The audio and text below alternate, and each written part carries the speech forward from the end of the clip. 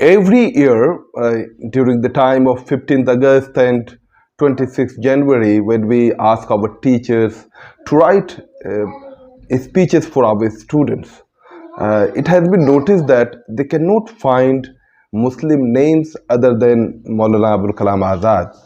It wonders me that why they don't know the names of the freedomist, the people who fought for the country, and there are so many people, so many Muslim leaders uh, who contributed enormously in, in divergent phase of the Indian struggle for independence.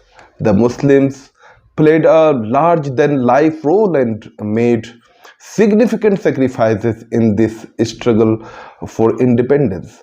From the last Mughal ruler, Bahadur Shah Zafar, to Nawabs, princes, landlords of all sizes, clergy, ulama, and ordinary people, they all stood for the cause and took on enormous challenges and made supreme sacrifices to make sure that that the India get freedom. Muslim leaders who contributed to India's struggle for independence were Khan Abdul Ghaffar Khan, Maulana Abul Kalam Azad, and there are so many people, Tayyabji, Hakim Ajmal Khan, Muhammad Ali Jinnah, Dr. M.A. Ansari, Dr. Saifuddin Kichlu, Dr. Bashir Ahmad, Sayyid Amir Ali, Dr. Sayyid Mahmood, Maulana Hasrat Mohani, Nawab Abdul Latif, Altaf Hussain Hali, Sayyid Ahmad Sirhindi, Sayyid Ahmad Brailwi, Maulana Shibli Nomani, Munshi Kramat Ali, Munshi Zakaullah. And the main reason for the first war of independence in 1857 was that British ruthless exploitation of Indian people. The British ruler formally established a foothold in Bengal after the Battle of Plassey in 1757. They strove to fill the efforts of the East India Company at the expense of the people of India, because the greedy merchants and traders governed the company. The British effectively forced their trade monopoly over the area under their control, eliminated competition from Indian traders, and forced artisans to sell their products at low price. As per a saying, the weavers of Dhaka cut their thumbs to protest against such low payments for their superb work on muslin renewed for their fine textures. Thousands of Indians were crushed in the wake of the First War of Independence in 1857. In 1885, the Indian National Congress was set up by A.O. Hume, a retired British civil servant. Its first session was held in December 1885 and was presided over by W.C. Banerjee, and 72 delegates attended. The aim of INC were declared to be the promotion of the friendly relationship with the nationalists, political parties, developments, and consolidation of the feelings of the national unity, irrespective of caste, creed, religion, uh, uh, presentation of a collective front to the government, and training and uh, organizations of public opinion in the country. When the INC was formed, the Muslims responded enthusiastically and supported all its efforts throughout the freedom struggle until India became free. The most enthusiastic support for the INC was from the Muslims of conservative ulema of Deoband. Ulema, uh, the ulema had participated in the 1857 uprising with heart and soul. They made great sacrifices, and hundreds of them were sent to Andaman Nicobar, and many of them to Malta and Iceland, to the south of Italy as well. By the closing of the 19th century, people started concentrating on communalism rather than fighting educational, economic, and cultural differences. The separatists and loyalists tendencies among the section of educated Muslims patronized by the Nawabs and landlords reached their climax in 1906. In 1905, Bengal was partitioned, and in October 1906, Muslim League was formed under the leadership of Nawab Salimullah of Dhaka to protect the separate interest of the Muslims. Over time, it developed into an all India organization that competed with the INC for the vote of the Indian Muslims. As the League expanded in strength, it advanced a novel theory that the Hindus and Muslims in India were two distinct nations. The next step was demanded a separate homeland for the Indian Muslims being carved out of the India's territory.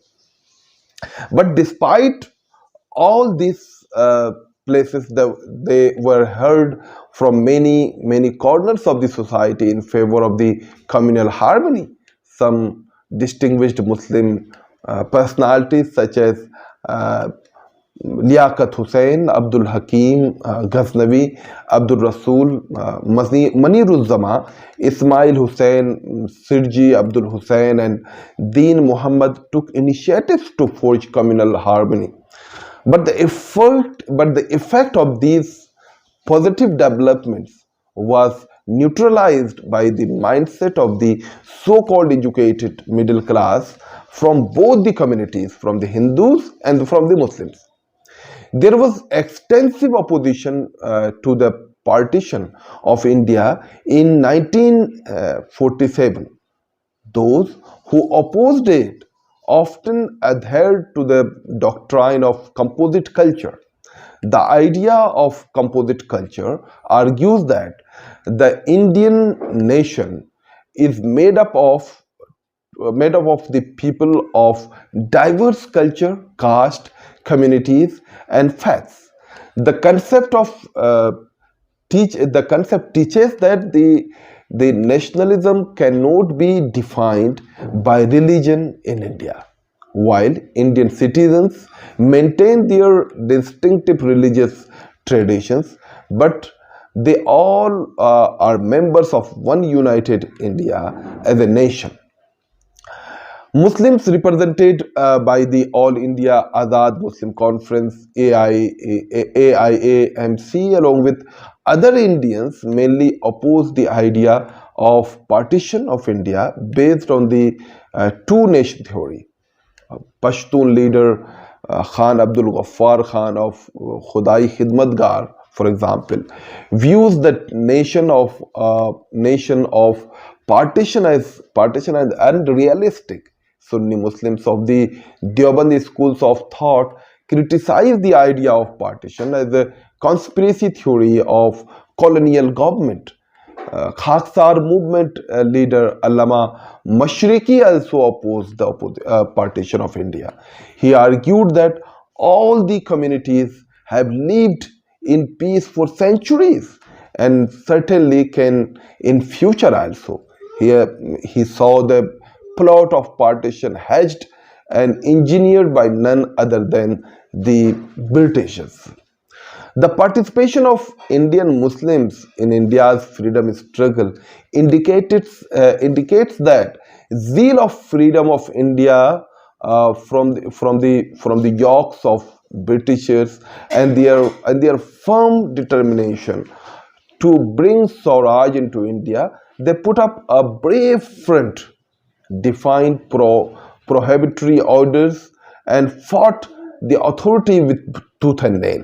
Unfortunately, our new generations are clueless about the sacrifice made by their elders to make India a free country. Unfortunately, the Muslims, particularly the youths of the Muslims, they don't know, they are not aware about the fact that other than Maulana Abul Kalam Azad, there are so many Muslim leaders who fought for the country. We must remember that terrorism in Jammu and Kashmir has been ongoing for 3 decades due to the support from the across the border. But Muslims in India have consistently refused to join the insurgency sponsored by other countries. The dismissal of violence, extremism, ideology, and action by Muslims in India results from India's distinctive culture, traditions that have nurtured a unique Indian pluralistic society. These cultural values have been enshrined in the Indian Constitution, shaping the country as a secular democracy and outstanding example, I would say, that India has achieved in this area. And if we talk about the women, the participation of women in the freedom struggle, there are thousands of women who have taken part into the freedom struggle. We will discuss about the role of women in the freedom struggle, and particularly the women from the Muslim society, that how many women and how they have taken part and what contribution they have made in our next talk, inshallah. Thank you very much. Thank you for watching and listening to me.